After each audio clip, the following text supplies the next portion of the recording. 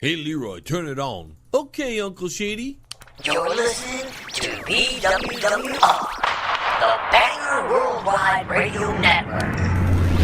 The John LeBang Show has been known to make people laugh, sing, think, scream, throw things in rage, and generally lose their minds.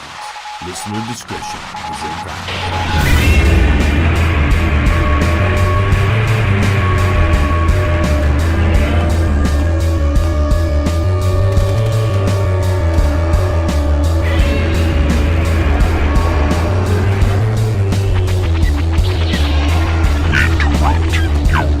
Scheduled programming to bring you a show on the edge, broadcasting worldwide and out to the greater universe. You're listening to the John LeBang Show.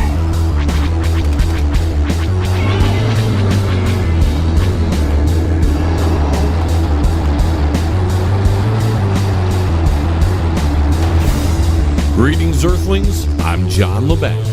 And welcome to my show. Thank you again, ladies and gentlemen, for joining me for another episode of the John LeBang Show. Harvey's not in the news anymore this week. Roseanne Barr has taken up the headlines. And I'm sure Harvey Weinstein is appreciating that. He had a spotlight this past couple weeks, and he probably is enjoying the reprieve from all the headlines. I'm sure he tweeted over to Roseanne Barr there and thanked her for that. Hey, thanks a lot, Roseanne, for giving me some much needed relief. It's funny because Roseanne, she opens her big mouth again, or tweets out her big mouth again. She's got everybody in uproar because a tweet between, comparing somebody to the Muslim Brotherhood and the Planet of the Apes is offensive to a lot of people these days. So she gets canned by ABC, which is interesting because in all that has gone on, ABC's parent company, Disney, pretty much did the same thing recently, actually before Roseanne did, and maybe a more stereotypical fashion, yet they received none of this kind of outrage. Recently, the Disney operation over there, along with Marvel, released a movie called Black Panther. And in Black Panther, there was this tribe called the Jabari tribe. Now, the Jabari tribe, they lived up in the mountains, and they were kind of the shunned tribe in this fictional place called Wakanda. You remember how much publicity the Black Panther movie got and how it got such great reviews. But in the movie, if you're to dissect it, their portrayal of the Jabari tribe was very stereotypical towards Africans. And we're talking about we're having a major outrage by people because Roseanne Barr opens her big mouth, or like I said earlier, tweets out her big mouth, her opinions of a political opponent. And it made big news this week. So, in my analysis of the entire situation, I recall that in the Black Panther movie, this Jabari tribe, who lived in the mountains, their leader, M'Baku, yet Disney is receiving no criticism over this. There were 5 distinct correlations between this rejected tribe of the Wakanda nation to Africans and monkeys, or Africans and gorillas. Yet there was no outrage because the movie was saying something else, apparently. Even though the same stereotypical point of view was expressed in the movie.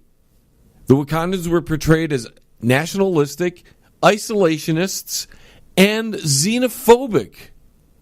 Now, if you took Wakanda away, isn't that what they're talking about with Trump and his followers? That they're nationalistic, isolationists, and xenophobes.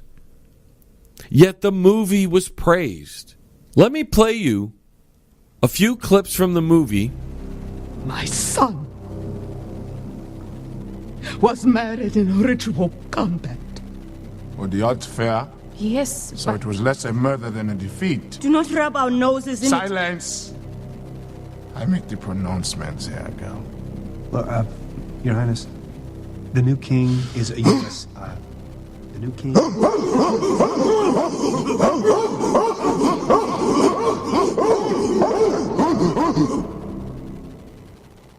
You cannot talk!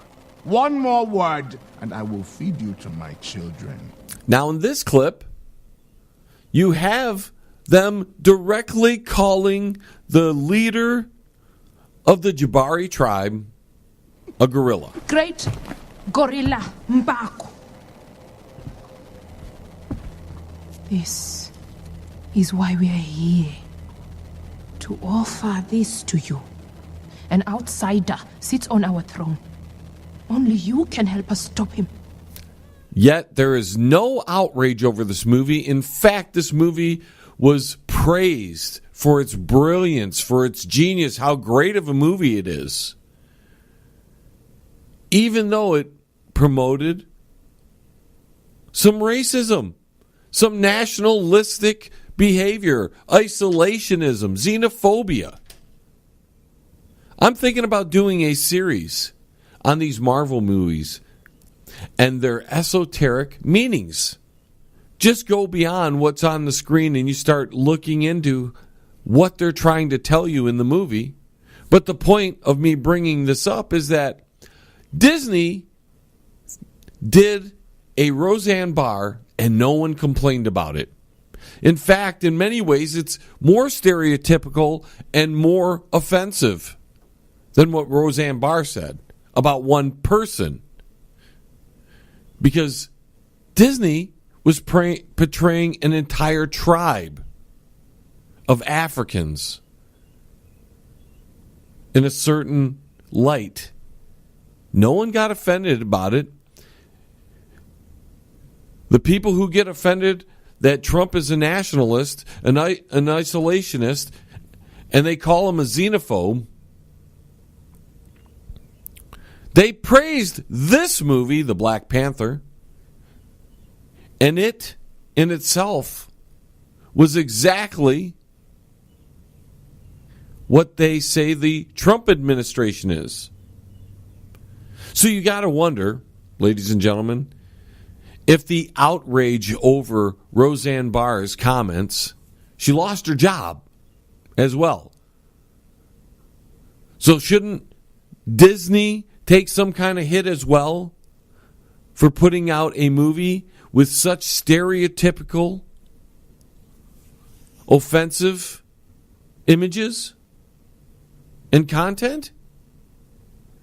And for that matter, if we're going to be outraged over Roseanne Barr, and I don't care, I really don't care about her, but if there's going to be an outrage, let's be fair across the board. A vast majority of rappers out there, the lyrics of their so-called songs, if you call that music, are not much different than the Roseanne Barr comments. They're just coming from a different point of view. So shouldn't the record company start dropping all these guys? I mean, if we're going to play on a level playing field, if that's what, we truly want fairness and to treat everybody fairly, then if Roseanne Barr gets canned for her tweets, then a vast majority of hip-hop and rap artists should lose their recording deals because of that offensive content that they produce. I mean, it's just a thought, if we're going to be fair. But I don't think this is about being fair. She was targeted because she held a certain political positioning. And there were people waiting to be offended, because we have lots of that. There are a lot of people that just sit out there and watch things happen and then wait for their opportunity to become offended. Then they can start the outrage. Maybe they can have somebody thrown off the air. Even though the network, ABC, is a subsidiary of Disney, Disney can pull this crap. Disney can have such a offensive stereotype, and they have no repercussions for their actions because the movie was praised. And it made lots of money. You can do it over here, but God forbid you do it over here, or somebody who works for you does it over here. And listen, again, I'm not defending Roseanne at all. I didn't like her. I didn't find her humor, if you call it that funny. People liked her. That's fine. But still, if we're going to hold her accountable, then we need to hold a great deal of rap artists accountable. We're going to have to hold Disney accountable for this stereotypical and offensive portrayal of the Jabari tribe.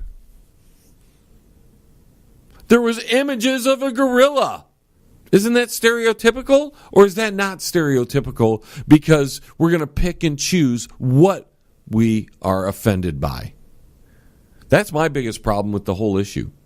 We're going to get mad at Roseanne, then we have to get mad at everybody for being that way. And if we're going to get mad at everybody for being that way, we're also being hypersensitive, and maybe we should get over ourselves and just mind our own business. Don't look to be offended. Take care of yourself. We're going to get to that later, because some of the things we're going to talk about in the show is some people just can't take care of themselves. I don't know if we're going to get to it this hour, but we're going to try.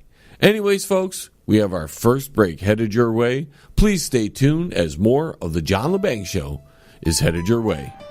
Don't go anywhere now. John will be right back right after this. Yes, it will. Check out the new book from Derek Shelmerdine, Rock and Roll Unraveled. It tells the story of rock and roll from its roots right up until the mid-'70s punk. Rock and Roll Unraveled. Not just the music, but also the events that shaped the music. Rock and Roll Unraveled. It includes the backgrounds to recording sessions, singles, album releases, births and deaths, epic concerts, and festivals. Rock and Roll Unraveled. Shelmerdine has made a painstaking effort to document pretty much every event that would prove significant in shaping popular music. Rock and Roll Unraveled. Purchase the book at www.rockandrollunraveled.com. Follow him at Twitter at R&R Unraveled, and look him up on Facebook at Rock and Roll Unraveled. Rock and Roll Unraveled. By author Derek Shelmerdine. Available now. Hey, man, you're listening to the John LeBang Show, man. That's good, because that means you ain't stupid.